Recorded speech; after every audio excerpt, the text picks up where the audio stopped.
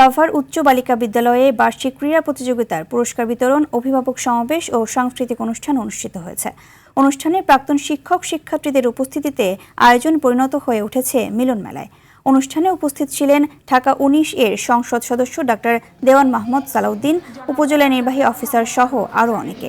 অনুষ্ঠান শেষে প্রাক্তন শিক্ষক ও প্রাক্তন শিক্ষার্থীদের হাতে সম্মাননা তুলে দেন প্রধান অতিথি ডাক্তার দেওয়ান মাহমুদ সালাউদ্দিন বাবু।